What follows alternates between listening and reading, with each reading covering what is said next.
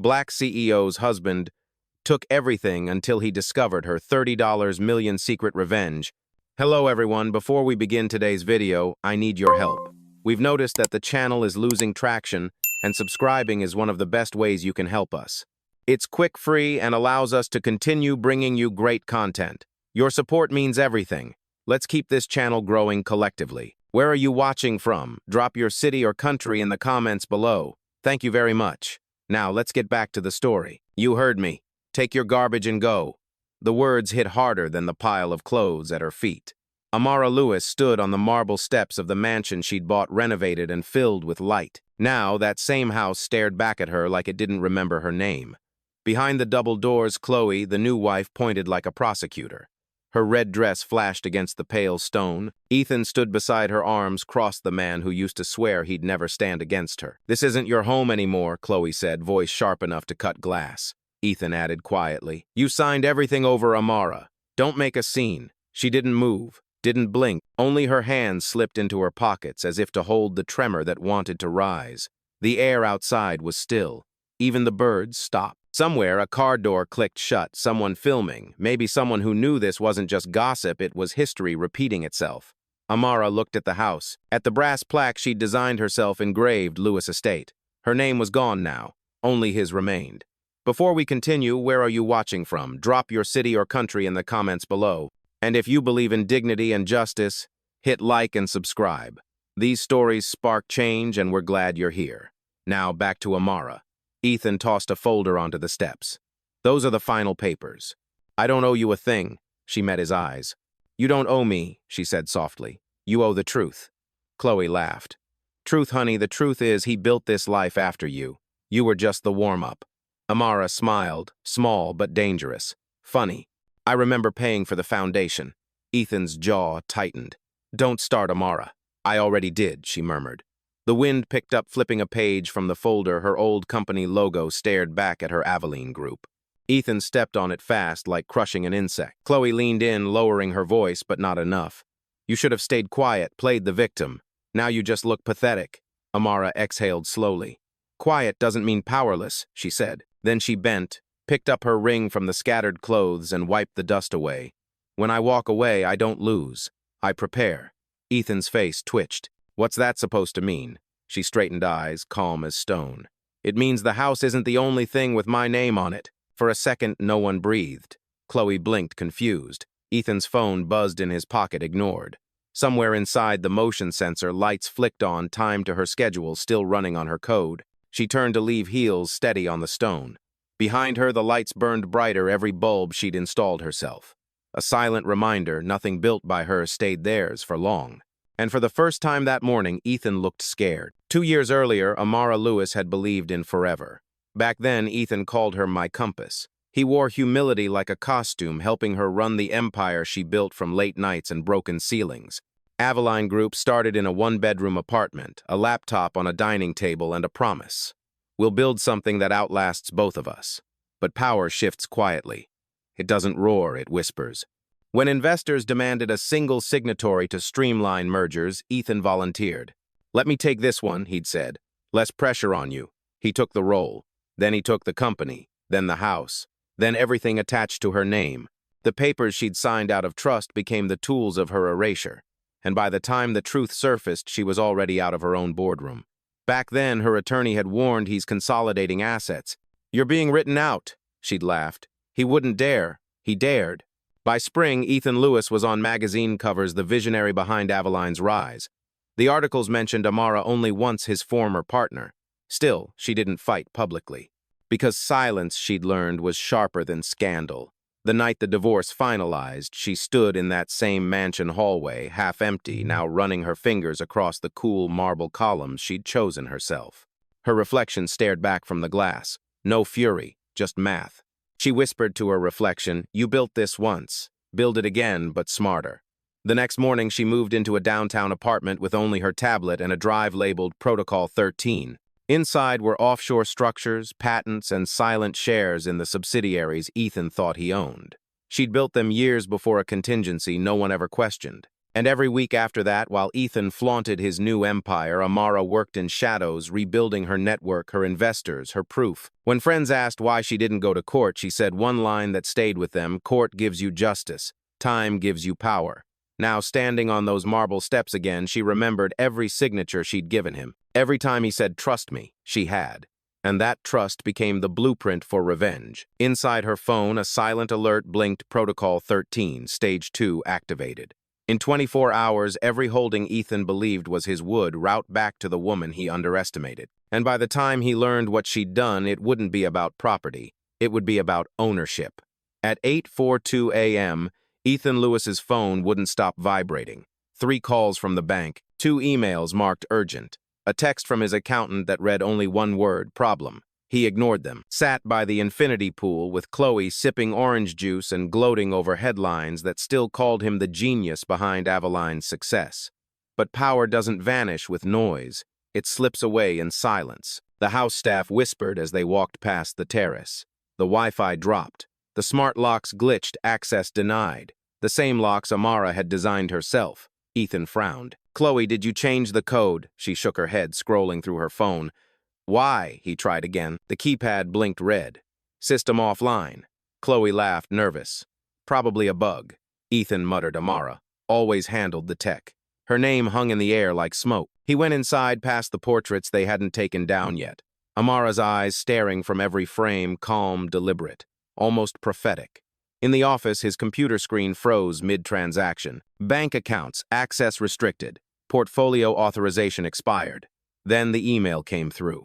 Subject line: Notice of Ownership Realignment, Aveline Group Holdings. Sender Board Compliance Division. And under it, a single sentence that felt like a verdict. Effective immediately, all digital and physical assets under Mr. Ethan Lewis are under audit pending majority shareholder confirmation. Majority shareholder. He whispered it out loud. No, that's me. Behind him, Chloe's voice trembled. "Ethan, who's Amara Lewis Enterprises Limited?" He turned slowly. On her tablet, the corporate registry glowed. Amara's company name reappeared, clean, legal, and fully capitalized. "That's impossible," he said. But even as he spoke, the living room TV flicked on by itself. A breaking news banner rolled across the bottom. Aveline Group announces return of founding CEO Amara Lewis. His glass hit the floor. On screen, Amara walked onto a stage, dark green suit, unshaken smile, cameras flashing. Her voice through the speakers was steady, unhurried. "Leadership isn't about what you take. It's about what you can rebuild after being robbed." Ethan stood frozen. Chloe whispered, "She planned this." He didn't answer. He was staring at his phone, one final notification flashing like a heartbeat. Account access revoked. Contact your administrator, Amara Lewis. For the first time since she left, he understood what she'd meant that morning. The house isn't the only thing with my name on it. Outside, the lights flickered again. Her system, her code, her signature, and the echo of her calm voice filled the air not as a memory but as command. "You took everything. Now watch what it costs you." The press conference began at exactly 10:00 a.m. A sea of cameras. Dozens of reporters packed shoulder to shoulder in the glass atrium of Aveline Tower, the same tower Ethan once banned her from entering. Now the marble floor shimmered under her heels as Amara Lewis walked through the revolving doors. No security detail, no entourage, just her. The murmurs rippled. "She's back." Didn't her husband take the company? Apparently not anymore. Amara stepped to the podium. Her green suit caught the morning light emerald against white glass. The microphone hissed, then steadied. "Good morning," she said simply. The room quieted. For 2 years, I watched from the sidelines as my work was rebranded, repackaged, and redefined by someone who mistook possession for power. Her gaze didn't flinch. I let him speak. I let him build. And I let him believe. On the screens behind her, charts appeared, not angry slides, but proof. Transfer dates. Holding company names, paper trails. Every arrow pointed back to one signature: A.L. Enterprises. Today, she continued, Aveline Group returns to its original vision: innovation without exploitation. Then she paused, her eyes finding the center camera. And to those who confuse silence with surrender, consider this your correction. The room froze. Phones lifted. Pens stopped moving. A journalist from CNBC spoke first. "Miss Lewis, are you implying your ex-husband knowingly falsified ownership?" Amara smiled, that kind of smile that disarms and dissects at once. I'm not implying anything. I'm confirming everything. Laughter rippled, half disbelief, half admiration. Another asked, will there be legal consequences? Her tone turned razor sharp. Consequences aren't legal. They're structural. The system that rewarded theft will now answer to the woman who built it. Applause broke hesitant at first, then thunderous. A camera flash caught her eyes calm, not vengeful, just certain. As she stepped away from the podium, her assistant Ava whispered through the earpiece Ethan's lawyers just called. He's requesting mediation. Amara's stride didn't slow. Tell them he can request humility first. Outside, the wind had shifted. The same city that once watched her fall now rose to greet her name on every news ticker. Amara Lewis, reinstated as CEO, company stock surges 240%. She looked up at the skyline glass towers, morning light, her reflection everywhere. For the first time in years, she felt the world remember. And somewhere behind those towers, Ethan Lewis watched it all unfold. The woman he dismissed now rewriting the story he stole. By noon, Ethan Lewis was already on damage control. He sat in a television studio under two bright lights, makeup melting under pressure, the word exclusive flashing red above him. Across from him, the host smiled like a shark smelling blood. Mr. Lewis, she began, the public is calling this the biggest corporate reversal of the year. Your ex-wife, Amara Lewis, is now confirmed as majority shareholder. Care to explain? He forced a laugh. There's been some misunderstanding.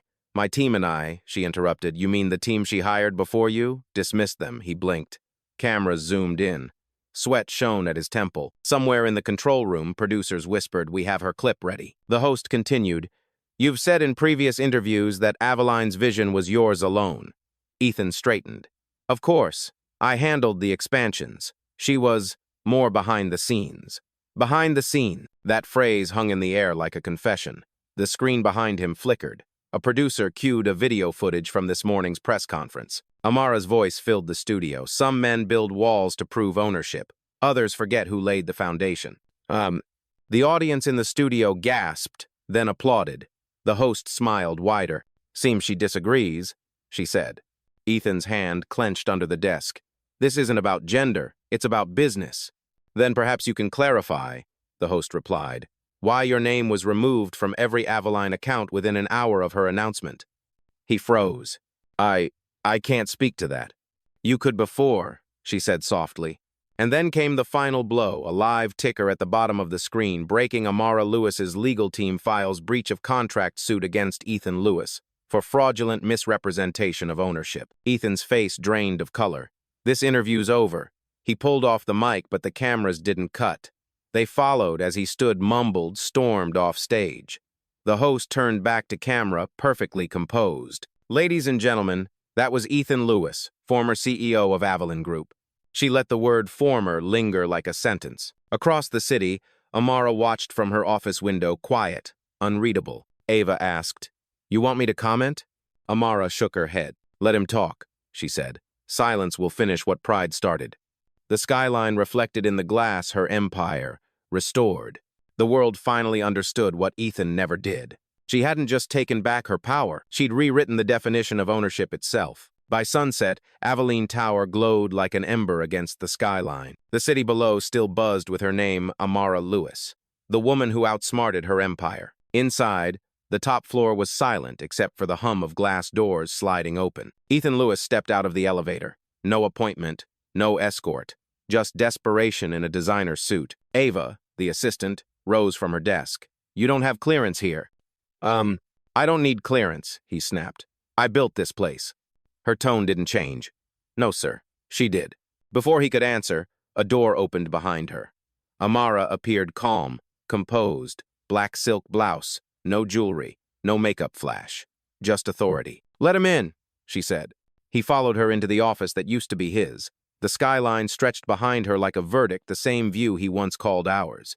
She didn't offer him a seat. So, she said quietly, you found the courage.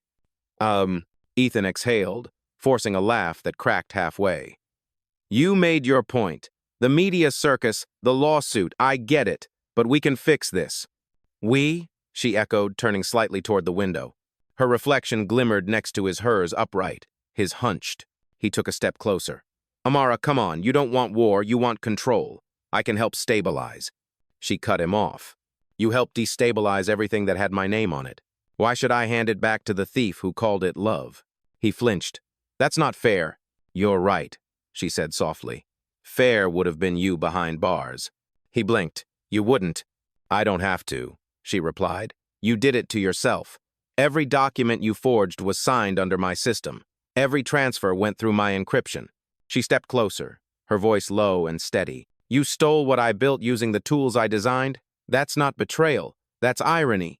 For a moment, he just stood there, silent, cornered, small. Finally, he whispered, I lost everything. She tilted her head. No, you traded everything for ego. There's a difference. He tried to speak again, but her tone turned final, metallic. Leave, Ethan, and take the last thing you still own, your regret. He hesitated, searching her eyes for softness that no longer existed. There was none. When he finally turned for the door, she didn't watch him go. She simply said, almost to herself, power doesn't need to humiliate. It just needs to close the door. And behind him, the glass doors slid shut, smooth, quiet, absolute. By the end of the week, Ethan Lewis had become a ghost in designer shoes. His calendar cleared itself. His phone no longer rang. Every door that once opened with a handshake now locked with polite excuses.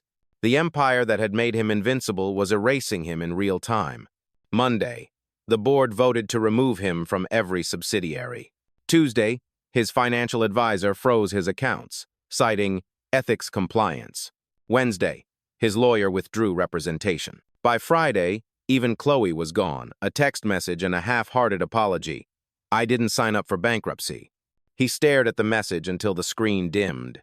Outside his penthouse, rain blurred the skyline that used to carry his name. When the landlord called, his voice was careful, too careful. Mr. Lewis, I'm afraid the lease has been transferred to new management. New management? Ethan repeated. Yes, sir, Amara Lewis Properties. He laughed sharp, broken. Of course. Downstairs, a delivery driver waited with boxes labeled Aveline Archives, returned to sender, each one stamped with her initials. He didn't open them. He couldn't.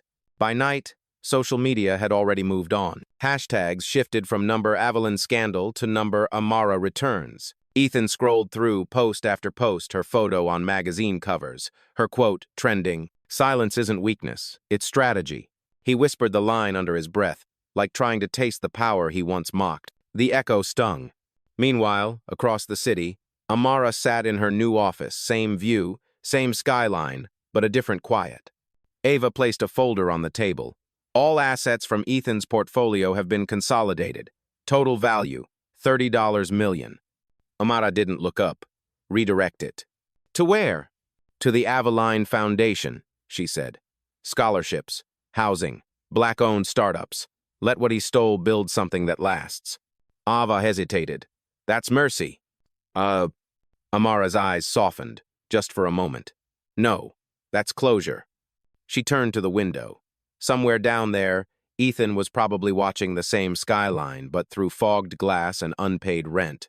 2 years ago, they'd dreamed of owning the city. Now the city belonged to the one who didn't need to shout about it. She whispered to the glass, almost to the reflection of her younger self, "This isn't revenge, this is balance." And as the lights flickered across the skyline towers she financed, buildings she reclaimed, her reflection smiled back, whole again. The announcement came on a gray Monday morning, the kind of morning the city almost missed until her name appeared again across every screen. Aveline Foundation launches, $30 million fund for equality and innovation. The press filled the atrium of Aveline Tower. Reporters who once whispered about scandal now leaned forward, hungry for redemption. And at the center of the stage stood Amara Lewis, poised, luminous, unapologetic. She didn't use a teleprompter. She didn't need one. "When I started Aveline," she began, "I was told to make something profitable, but profit without purpose is just greed with better branding." A ripple of quiet moved through the room. "This fund isn't charity," she continued. "It's repayment. Not for me, for everyone who was ever underestimated because they didn't look like the part." Images played behind her. Black founders, young women engineers, small teams working late in borrowed offices. Each caption carried one phrase, "We build too." Amara's voice stayed calm, but it cut through like steel. For years, I built in silence while others took credit in comfort. So this, she gestured toward the glowing $30M banner, is my answer. They took from me. I turned it into seed. Applause erupted, not loud at first, but rising until the room pulsed. Reporters shouted questions.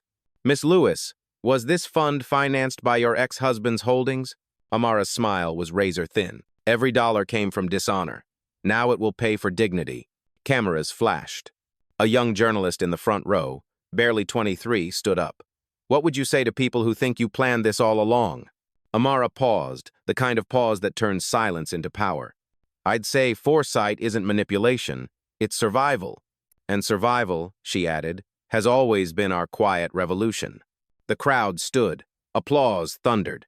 Someone chanted her name. Others followed. When she stepped off stage, Ava whispered, "You know the media's going to call this revenge." Amara adjusted her blazer, eyes steady. Let them, the word revenge just means someone finally stopped apologizing. Outside, cameras chased her into the sunlight. She stopped on the marble steps where, months earlier, Ethan had thrown her out. The same place, a different world. She looked straight into a journalist's lens. They took my name off the deed, she said, but not off the future. And with that, she walked past the microphones. No anger, no triumph, just grace sharpened by history. Because the moment wasn't about what she got back. It was about what she built forward. 3 weeks later, Ethan Lewis tried one last move. He arrived at the courthouse with a new legal team men in Navy suits, confident, expensive, eager to resurrect a fallen name.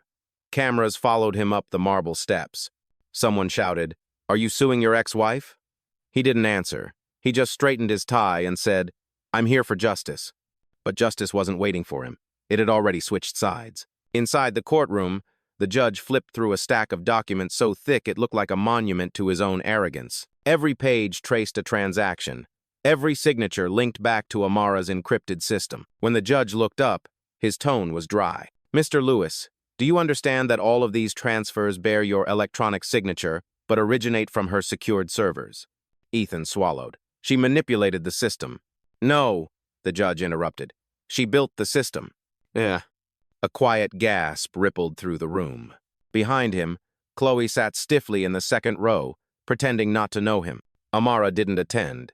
She didn't have to. Her attorney stood calmly, reading her statement. "This case is not about revenge. It's about accountability. When theft hides behind charm, truth must have teeth." The judge leaned back. Statement entered. Case dismissed. All claims by Mr. Lewis are unfounded. Counterclaims for damages proceed. The gavel fell like thunder. Ethan's face drained of color. "You can't," but the courtroom was already moving on. Reporters rushed for the door, phones lighting up, breaking. Court rules in favor of Amara Lewis fraud confirmed. Outside, microphones swarmed him. "Mr. Lewis, any comment?" He tried to speak, but the words tangled somewhere between pride and disbelief. Finally, he muttered, "She ruined me." A reporter corrected him softly. "No, Mr. Lewis, you ruined yourself." Back at Aveline Tower, Ava handed Amara her phone. "It's official. You've won every suit." Amara's expression didn't change. "Good. Then we can stop talking about winning." Ava hesitated. "He's finished, you know. They're seizing everything." Amara looked out the window, the city reflected in her eyes. "I didn't want him destroyed," she said quietly. "Just documented." Ava blinked. "Documented?" "Yes," Amara replied. "So the next woman who's told to trust will have proof that trust alone isn't protection." She turned back to her desk, sliding the final file closed. Somewhere in the distance, church bells rang low, measured, final. Ethan once thought he'd written her ending. He didn't realize she was the editor. The world moved on, but slower for him. Ethan Lewis disappeared from headlines the way a name fades from a doorplate quietly, deliberately, replaced by someone worth remembering. No one called him visionary anymore, just former. He sold the cars, moved out of the penthouse, and stopped taking interviews. For the first time, silence didn't mean strategy. It meant no one cared. Meanwhile, across the river, Amara Lewis stood on a stage beneath soft lights at the Global Forum on Equity and Innovation.